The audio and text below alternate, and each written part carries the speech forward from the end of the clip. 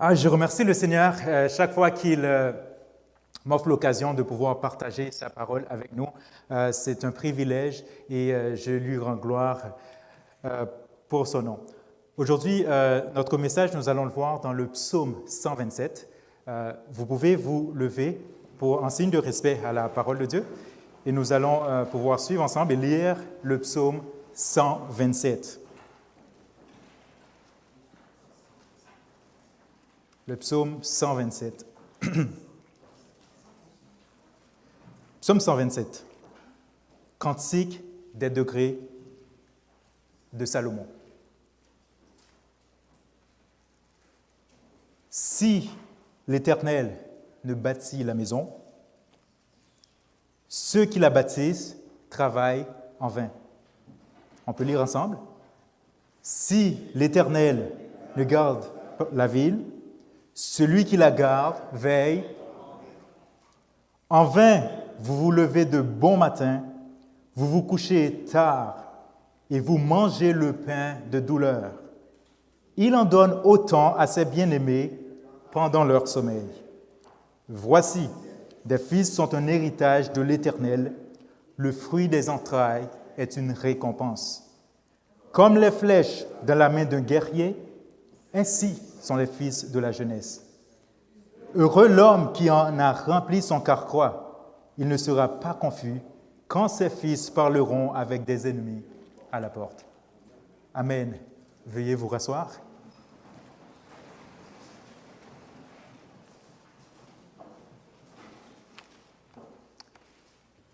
Le psaume 127, un psaume écrit par le roi Salomon. Les contextes ne sont pas tout à fait clairs dans quel contexte ce psaume a été écrit. Cependant, son message est clair. Et dans l'ensemble des 5 versets, l'auteur veut nous faire voir que Dieu est souverain et qu'il doit être au centre de notre vie. En fait, qu'il soit le centre de notre vie. Nous allons les voir ensemble, verset par verset, et pour continuer. Voyons ensemble le premier verset.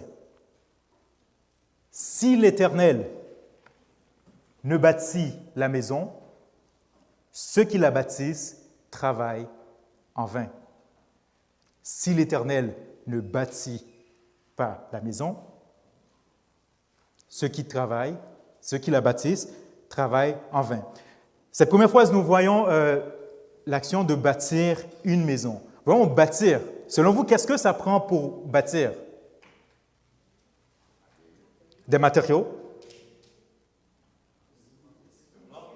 des blocs, ça fait partie des matériaux et tout, des outils, des ouvriers. Donc, ça nous prend beaucoup de ressources pour bâtir. Et en même temps, cela prend du temps, parce qu'on ne fait pas que penser puis ça pousse. Ça prend du temps. Vous avez parlé de la main-d'œuvre. En ce moment, au Canada, on l'entend souvent, main-d'œuvre manquante. Ça prend de l'énergie pour bâtir. Maintenant, voyons ce qui est en train d'être bâti ici. Il est question de la maison. La maison, on peut regarder en 2 termes. La maison physique, littérale, donc les murs. Ça commence d'abord par une fondation, la fondation qui est la plus solide. Je ne sais pas s'il y en a d'entre vous qui sont en construction qui se connaissent mieux que moi, mais ça, mon père a travaillé dans ça une bonne partie de sa vie, donc j'ai quelques connaissances. Ensuite, après la fondation, là, on va commencer à mettre d'autres types de matériaux. Ça va être soit des pierres, soit des blocs, ou soit d'autres types de matériaux pour construire les murs. Après, on va mettre un toit. Jusque-là, c'est simple, hein? Maintenant, pour que la maison soit habitable, qu'est-ce qu'il faut dans une maison le minimum qu'il faut dans une maison pour qu'on vive ici au Canada? De l'eau, de l'électricité, chauffage, des fournitures. Donc, tu as besoin d'un divan, tu as besoin d'un lit, tu as besoin au moins une petite table pour t'asseoir, tu as besoin du réfrigérateur, de four, etc., l'électroménager. Après, on va mettre d'autres choses, des décorations, des choses de ci, de ça. Mais ce qu'on a besoin pour que la maison soit vivable, il faut d'abord que la maison soit construite, ensuite habiller la maison, comme on dit. Ça, c'est le premier aspect qu'on voit de maison. Maintenant, la maison, c'est aussi les gens qui font cette maison-là. Dans ce thème-là, on va parler de foyer. On peut dire la maison du pasteur Sergo. Oui, je peux parler de sa maison, son adresse et tout, mais je peux parler de lui, sa femme et ses enfants, son foyer. Maintenant, dans les deux termes, l'auteur commence à nous dire, si l'Éternel ne bâtit la maison, ceux qui bâtissent travaillent en vain. Donc, c'est-à-dire, j'aurais pu prendre mon temps, construire une maison, acheter tous les meubles, toutes les fournitures, tout ménager et tout, habiter là-dedans, avoir une femme, avoir des enfants. Et l'auteur me dit, si ce n'est pas l'Éternel qui fait ça, tout ce que j'ai fait, ça ne vaut rien. Donc là, on commence à voir la souveraineté de Dieu et qu'il soit placé au centre de notre vie.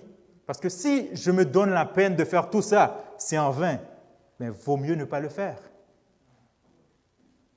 Par contre, lorsque c'est l'Éternel, tu bâtis ta maison selon le plan de Dieu, on s'entend, ce n'est pas Dieu qui va te dire mettre telle pierre ou autre, ça va être ton choix dans l'ouvrier qui va travailler. Mais si tout ce plan d'habiter dans cette région-là, tout ce plan d'acheter cette maison-là, tout ce plan d'aller dans ce logement-là, ce loyer-là, n'est pas à la base, à partir de chercher la volonté de Dieu sur ma vie, c'est en vain. Et l'auteur va chercher encore plus loin pour démontrer la souveraineté de Dieu. Il parle, OK, là, on était dans une maison, une seule famille. OK, maintenant, on va aller voir la ville. Si l'Éternel ne garde la ville, celui qui garde veille en vain. Dans le temps où cette partie de la parole a été écrite, toutes les villes ont été des villes fortifiées. Ici, aujourd'hui, nous avons des villes modernes qui sont à ciel ouvert, si on peut dire. Donc, on peut aller d'une ville à l'autre sans besoin de trop de difficultés.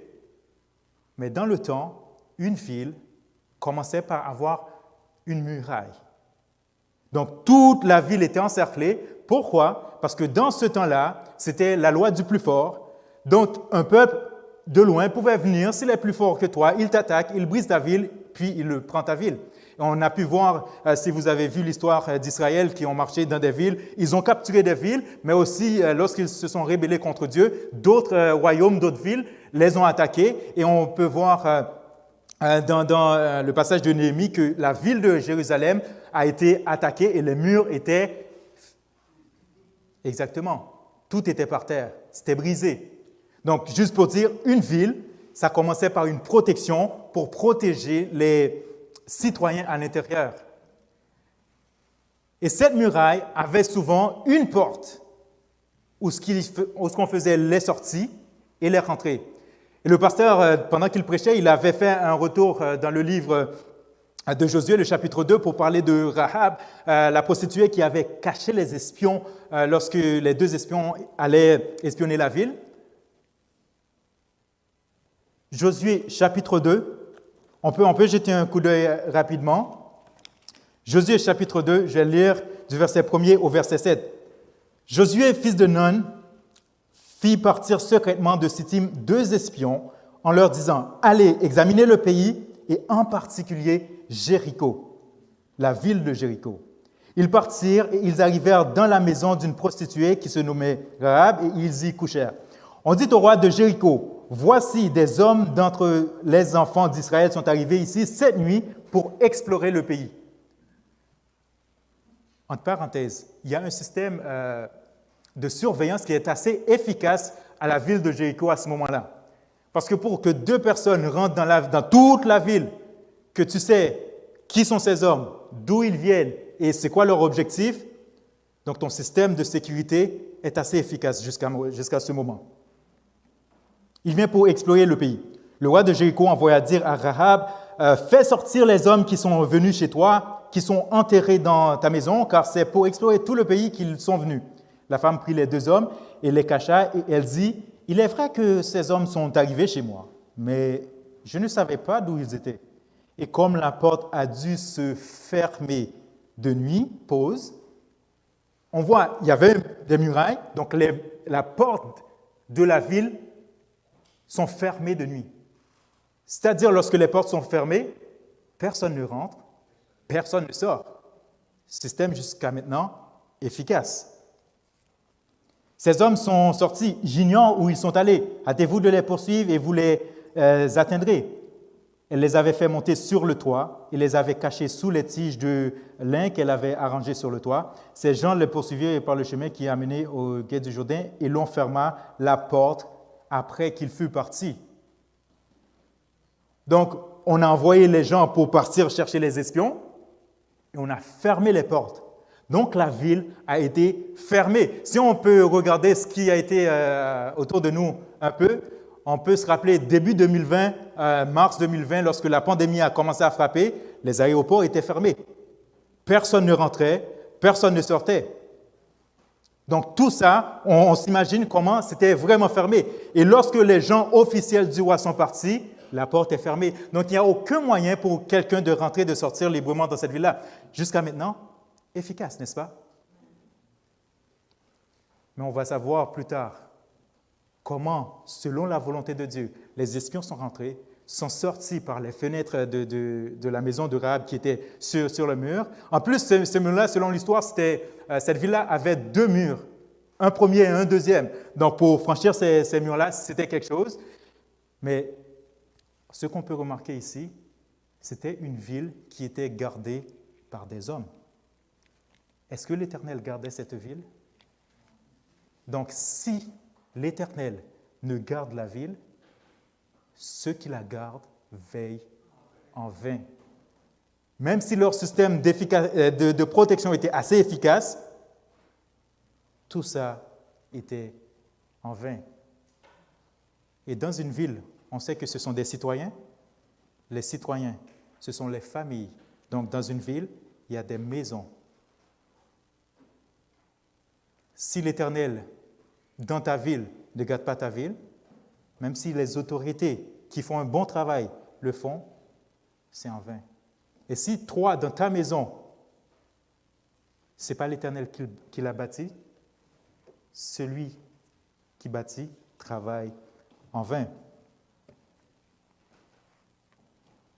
On va passer au deuxième verset. Du psaume 127. En vain, vous vous levez de bon matin, vous vous couchez tard et vous mangez le pain de la douleur. Il en donne autant à ses bien-aimés pendant leur sommeil. Ici, avant de rentrer là-dedans, ce n'est pas un verset qui encourage la paresse, parce que Dieu n'encourage pas la paresse. Ce que le verset va nous dire, c'est comment ce que nous faisons, si nous ne le faisons pas en ayant Dieu comme centre de nos vies, ça ne vaut rien. Ça nous dit, en vain, vous vous levez de bon matin. Il y a des personnes qui sont lève tôt, il y a des personnes qu'on dit lève tard. Des lève tôt, il y a des personnes, 4 heures du matin, ils ne sont pas capables de rester au lit. Ils doivent se lever, leur journée commence. Il y a d'autres personnes, tu les lèves à 7 heures du matin, c'est difficile à se réveiller. Il y en a qui maintenant le café est rendu un outil de leur routine parce que sans ça, la journée est toute chamboulée. En vain, vous vous levez de bon matin. Non seulement vous vous levez de bon matin, mais vous vous couchez tard. Il y a plusieurs d'entre nous, nous nous couchons tard. Il y en a certains qui ont une routine très bien établie, c'est correct. Il y en a d'autres, c'est par, procrastination, où on pense rien, où on ne fait rien. Le temps passe, puis quand on se regarde, minuit, 2 heures, 3 heures, il faut que j'aille dormir. Moi qui vous parle, ça m'arrive des fois aussi. Ça m'arrive des fois aussi d'aller coucher tard. Même si parfois j'ai une bonne raison, mais c'est quand même, ça m'arrive aussi. Et ça nous arrive à tous, de nous lever tôt, de nous coucher tard. Et parfois, certaines journées, c'est nécessaire.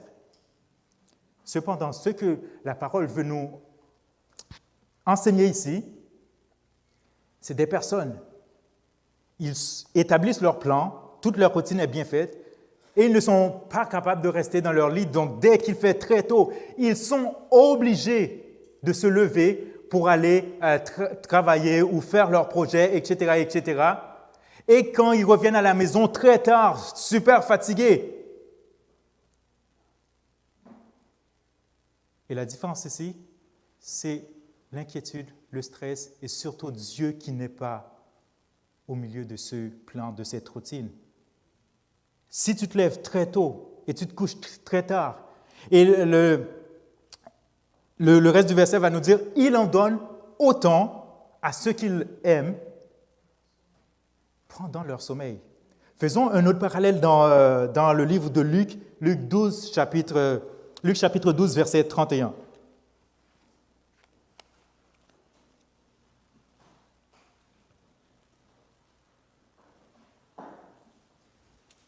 Luc 12, verset 31. Cherchez plutôt le royaume de Dieu et toutes ces choses vous seront données par-dessus.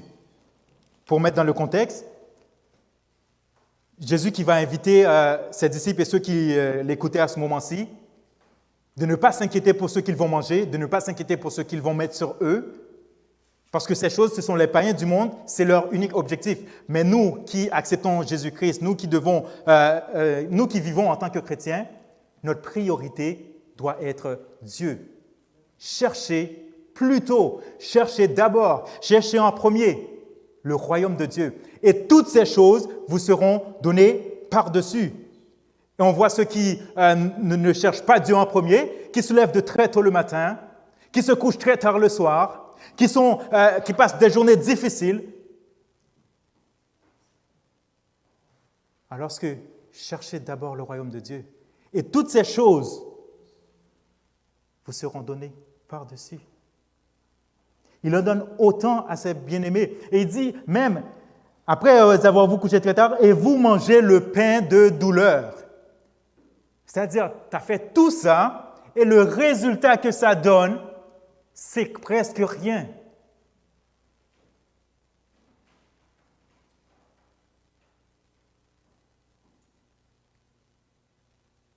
Mais il en donne autant à ses bien-aimés pendant qu'ils dorment. Encore une fois, je ferme la parenthèse, mais ce verset, Dieu ne t'appelle pas à dormir seulement toute la journée.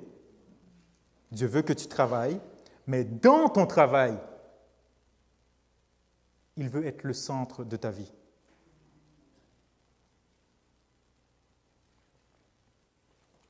On poursuit, verset 3. « Voici, des fils sont un héritage de l'Éternel. Le fruit des entrailles est une récompense. » À travers la Bible, nous avons pu voir plusieurs exemples où ce que des personnes stériles, on peut penser à Anne qui a prié pour avoir un enfant et lorsque Dieu lui a accordé Samuel, à ce moment-là, il l'a consacré au temple.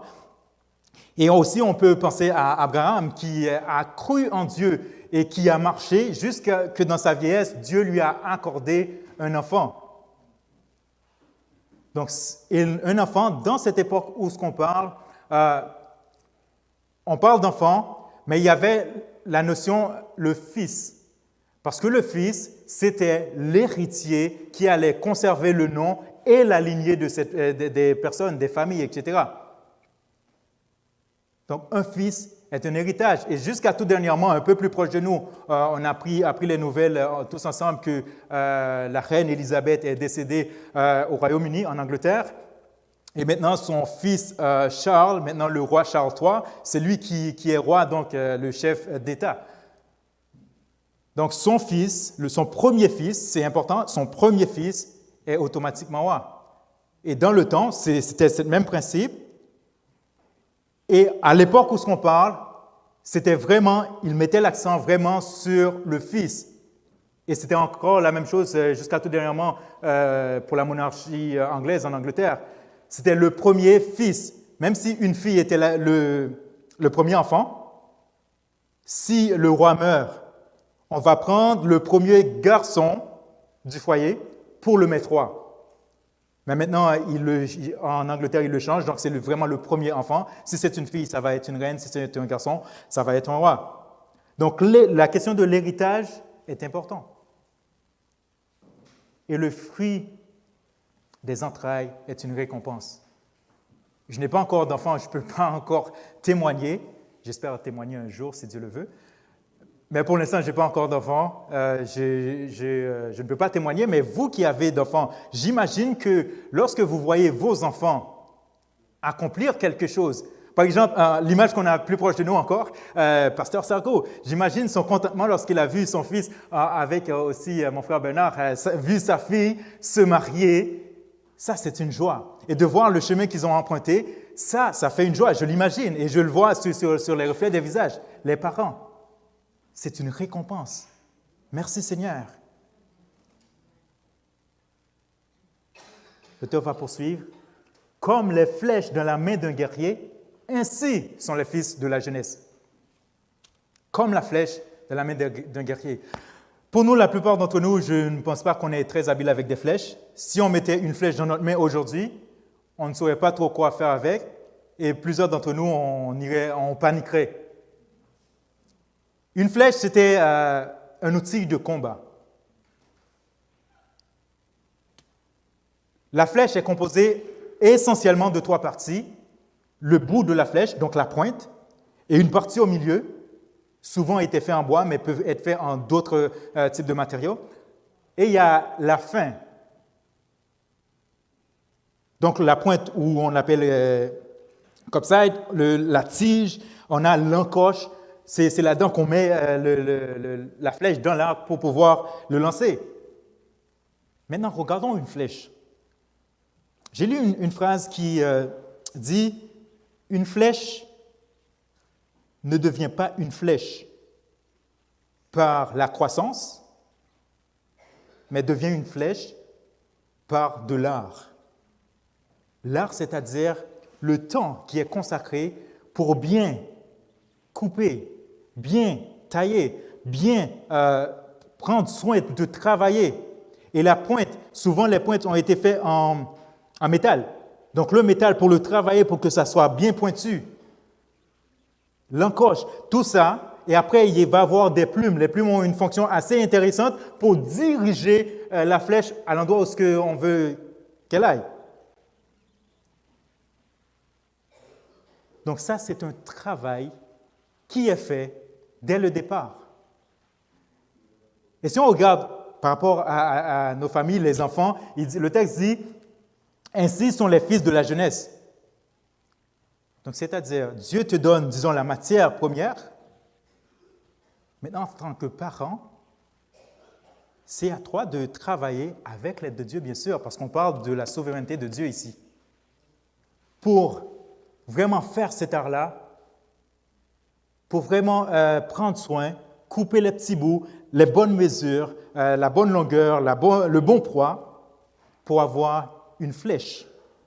Et on sait comment les flèches sont importantes pour les guerriers. Et on parlait de villes anciennes tantôt, sur les murailles des villes, il y avait des postes pour les guerriers lorsque des ennemis attaquaient. Les gens étaient soit en bas, tiraient des flèches pour atteindre l'ennemi, et la même stratégie aussi, les ennemis, ils utilisaient des flèches pour lancer dans la ville, parce qu'à ce moment-là, si tu ne peux pas rentrer dans la ville, tu ne peux pas combattre. Donc, la flèche, c'était un moyen de pouvoir atteindre les gens qui sont sur les tours, donc pour combattre. Donc, la flèche est super importante. C'est comme la flèche dans la main d'un guerrier, ainsi sont les fils de la jeunesse. Le chapitre poursuit en disant, le verset 5, « Heureux l'homme qui en a rempli son carquois. Il ne sera pas confus quand ses fils parleront avec des ennemis à la porte. » Pour un guerrier, on sait que les flèches sont à usage unique par contre. Donc, autant que tu en as, mieux que c'est. Cependant, ce n'est pas la quantité qui est plus importante, mais c'est la qualité de ta flèche. Si tu as une flèche qui est faite avec un tige en paille, tu peux avoir, je ne sais pas, 5 carquois remplis, mais tu vas avoir face à l'adversaire, tu vas lancer la chose va tomber devant toi, ça n'atteint pas l'objectif. Oui, tu en as beaucoup, mais la qualité n'est pas là. Donc, pour que des fils, des enfants, soient comme une flèche à la main d'un guerrier, à l'image de la flèche, ça prend du temps. Encore une fois, je ne peux pas témoigner parce que, et voilà, on voit l'image d'une flèche. Regardons la pointe. Ça a été bien travaillé. On voit cette flèche, elle est un peu courbée, donc ça a une fonction particulière parce que chaque flèche vraiment est faite selon le but que le guerrier va l'utiliser. Il va avoir des flèches qui vont avoir une longueur différente, un poids différent pour atteindre des cibles différentes. Parce que si le cible est à 30 mètres versus si la cible est à 100 mètres, ce n'est pas le même type de flèches qui vont être utilisées. Donc, cela prend du temps. J'imagine encore, je vais prendre l'exemple de pasteur, il ne savait pas, mais on va faire ça comme ça. Pasteur, lorsque, avec sa femme, il s'est marié, donc tout est beau, et c'est le cas pour la plupart d'entre vous qui êtes parents aussi, ils voient Adorno est né, mon frère Adorno, tu es né, tu es bébé, tu ne sais pas trop la vie, oh, tu vois, tu es là, mais ce sont tes parents, ton père, ta maman, qui sont en train de travailler, de te donner ton éducation. Ici, je parle d'éducation, mais il faut prendre le temps de séparer éducation versus scolarisation. Scolarisation, il y a des personnes qui vont arriver à la fin du secondaire, ici au Canada, je parle. Il y a des personnes qui vont arriver à la fin du cégep. Il y a des personnes qui vont aller à l'université, avoir un doctorat, avoir un post-doctorat, etc. Donc, en termes de scolarisation, il y a une grande partie. Mais en termes d'éducation, c'est différent. L'éducation, c'est ce qui va te permettre d'être qui tu es, d'être quelqu'un en société. J'ai déjà vu des personnes qui n'ont pas beaucoup de scolarisation, mais très éduquées. Versus, j'ai déjà vu des personnes à l'université. J'ai entendu, hein? Mais donc, le pasteur a pris le temps gloire à Dieu pour Adorno qui a reçu les deux, l'éducation et la scolarisation. Ça, on est content. Et le pasteur, tu vois, avec sa femme, sa famille. Donc, prendre du temps. Parfois, ça prend des corrections. Il y a des petites nœuds qu'il faut vraiment, vous savez, la correction, toutes sortes de corrections, mais la correction pour peaufiner. Parfois, il y a des temps, c'est juste réfléchir avec la personne. Parfois, il y a plusieurs personnes, surtout ceux qui sont rendus au cégep ou à la fin du secondaire, on doit aller vers l'étape suivante, mais on ne sait pas trop quoi faire, comment choisir. Parfois, ça fait... Oui, il y a beaucoup de ressources, mais parfois, les parents sont une ressource première pour dire, et si, est-ce que tu fais ça? Qu'est-ce que tu penses à propos de ci? Qu'est-ce que tu penses à propos de ça? Tout ça, c'est l'art, c'est l'énergie, c'est le temps, c'est les ressources qui sont consacrées pour que la flèche soit prête. Et nos enfants, lorsqu'ils grandissent, on veut qu'ils deviennent des adultes, des jeunes adultes, des adultes responsables. Donc ça, c'est lorsqu'ils vont être lancés. Et la flèche, c'est le guerrier qui donne la direction. C'est le guerrier qui prend le temps, qui lance. Mais comme je vous ai dit, une flèche a un usage unique. Quand tu le lances, tu ne peux plus rien faire. Donc, c'est-à-dire, tout le temps, toute l'éducation, tout ce que tu avais mis dans cette flèche-là, c'est ça que tu envoies. Et tu ne peux plus rien faire. La seule chose que tu peux faire, c'est espérer, prier. Mais les autres choses, la flèche est déjà partie. Mais lorsque tu prends le temps de travailler sur ça et que Dieu soit le centre de ça, là, on est plus confiant. Qu'avec Dieu, même si la flèche n'est plus entre nos mains, que la flèche va y aller et va atteindre la cible. Maintenant, pour le pasteur, la flèche est déjà lancée. Adorno est marié, puis gloire à Dieu, est avec nous à l'Église et s'implique. Et c'est une bonne chose et qui aime le Seigneur. Nous aimons vraiment ça. Et ça, on rend gloire à Dieu. Malheureusement, dans nos familles, parmi nos amis, dans notre communauté, il y a d'autres flèches, disons, qui, malheureusement, soit n'ont pas été bien lancées, soit n'ont pas été bien préparés, mais pour toutes sortes de raisons. Nous n'allons blâmer personne, parce que chaque personne, on a une vie, en fonction de ce qu'on reçoit, en fonction de la faveur de Dieu sur nous, on va être lancé d'une manière. Mais pour s'assurer que ce soit la bonne direction, il faut que Dieu soit au centre.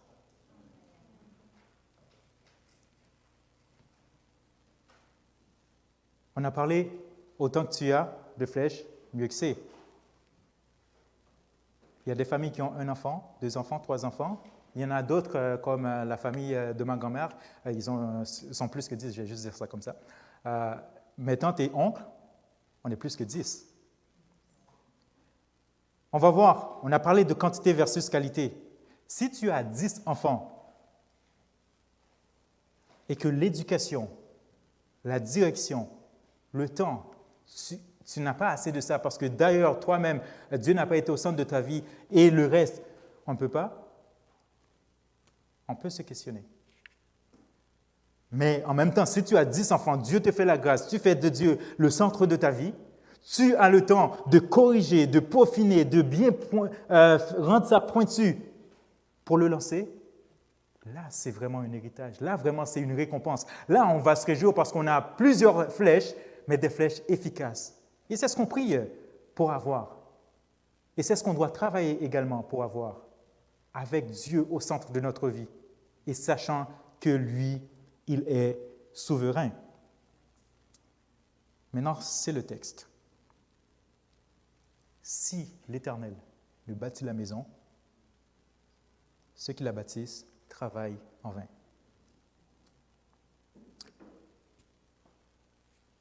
Ma question. Maintenant, j'ai posé la question individuelle à toi. À toi, personnellement. Pas ta femme, pas ton mari, mais toi. Qui bâtit ta maison?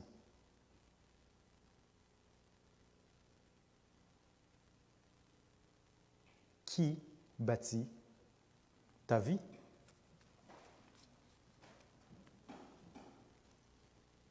Qui bâtit ton foyer? Et à base de quoi fais-tu tes plans? Est-ce que tu vas, ça me tente, je vais le faire, puis on va voir? Ou tu pries le Seigneur pour dire, Seigneur, je ne sais pas quoi faire, mais je veux que tu me guides où est-ce que tu veux que je sois? Et de marcher selon ce que Dieu te dit. Le pasteur avait prêché plusieurs dimanches de cela. On peut croire en Dieu, mais ne pas croire Dieu. On croit que Dieu est souverain, oui, mais Dieu n'est pas au centre de notre vie. Ou même s'il est là, Dieu nous dit faire quelque chose, on fait différent.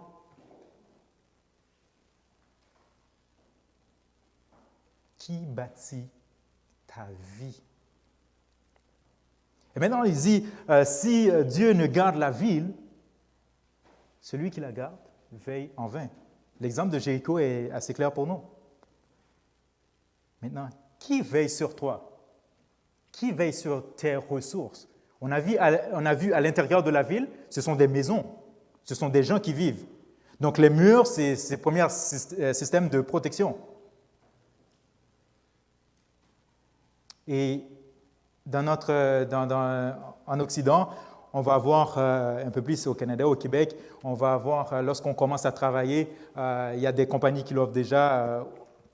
Parfois, si tu es travailleur autonome, c'est à toi d'y penser, mais il va avoir des assurances, il va avoir plan épargne, retraite, la pension. Donc, dès que tu commences à travailler, il y a déjà une réflexion qui est faite pour que lorsque tu arrives à ta retraite, que tu ne sois pas juste délaissé dans la rue avec rien lorsque la force ne sera plus avec toi.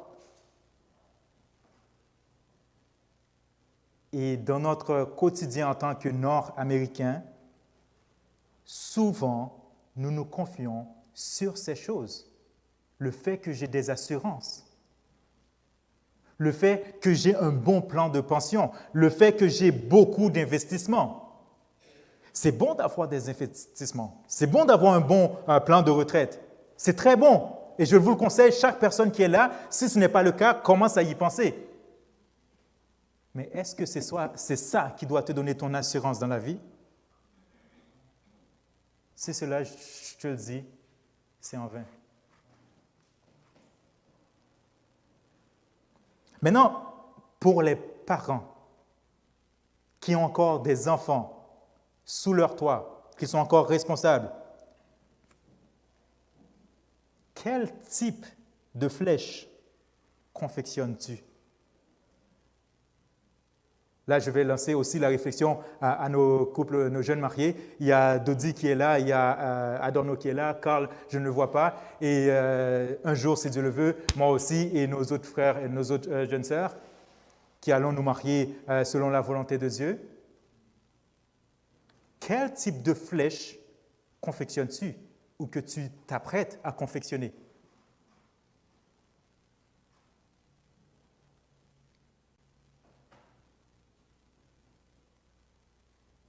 Comment prends-tu le temps d'éduquer ton enfant, tes enfants?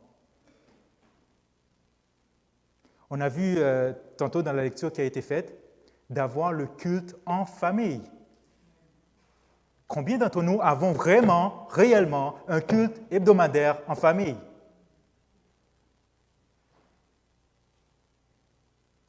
Combien d'entre nous, vraiment, prenons le temps de s'asseoir avec l'ensemble de notre famille pour prier, au moins une fois dans la semaine? Ça, ce sont des signes qui démontrent que Dieu est au centre de ta vie.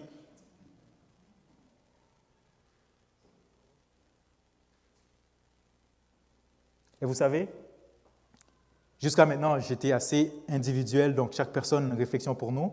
Maintenant, nous savons qu'ici, on est là, on est l'Église baptiste française de l'Oratoire. Et le quartier ici, c'est le quartier du Mont-Royal. On a déjà un building, gloire à Dieu. Mais la question demeure. Qui bâtit l'Oratoire?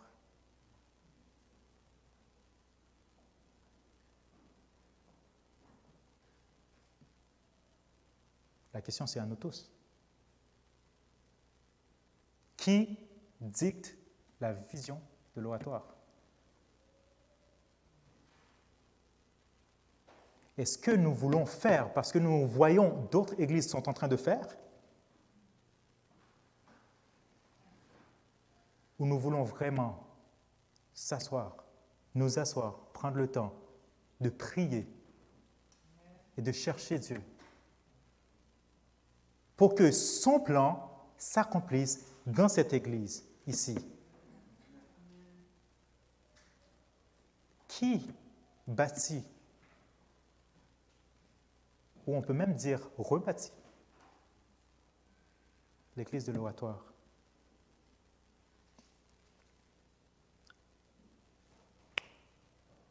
Comme les flèches dans la main d'un guerrier, ainsi sont les fils de la jeunesse.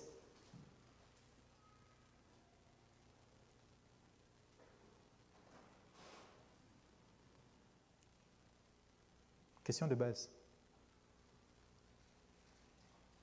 L'Oratoire, est-ce que tu peux identifier tes enfants?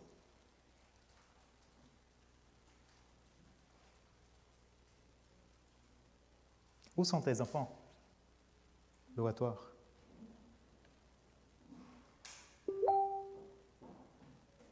On aurait pu bien beau avoir 1 millier de personnes.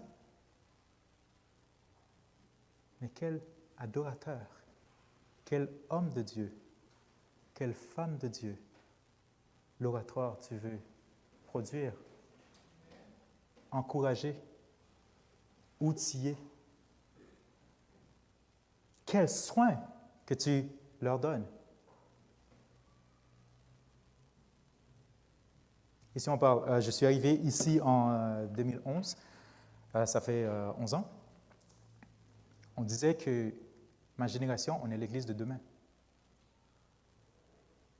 Mais aujourd'hui, est-ce que je suis encore l'Église de demain? Ou je suis l'Église d'aujourd'hui?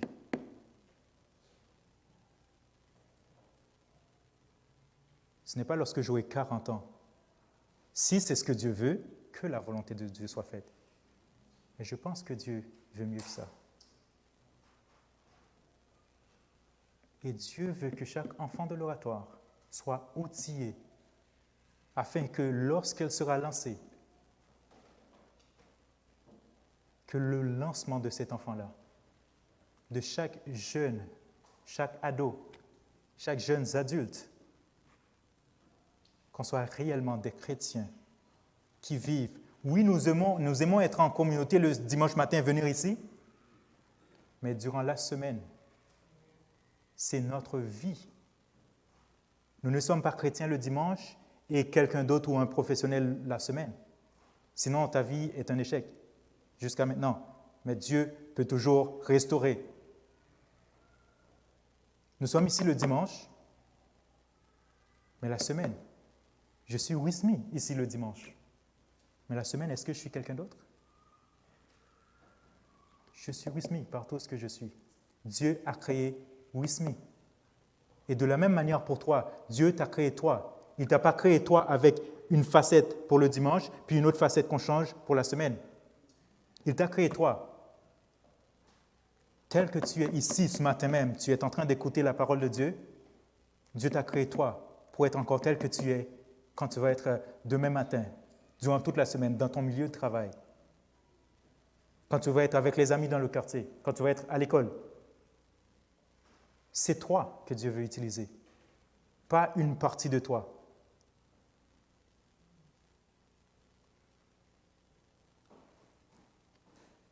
Dieu est souverain et doit être au centre de notre vie. Si ce n'est pas le cas encore pour toi, si Dieu n'est pas encore au centre de ta vie, je te lance la réflexion. Comment faire de Dieu le centre de ta vie? Comment faire de Dieu ta priorité? Et les parents, n'oubliez pas, quel type de flèche veux-tu confectionner? Qui bâtit ta maison? Qui bâtit ta vie? Qui bâtit ton foyer? Et je souhaite qu'à un moment donné, qu'on rende gloire à Dieu parce que ses ressources, son accompagnement, l'Esprit Saint dans notre vie va nous guider à ce que Dieu soit vraiment le centre de notre vie, mais qu'on marche avec Dieu comme centre de notre vie. Qu'il en soit ainsi pour vous, mes amis.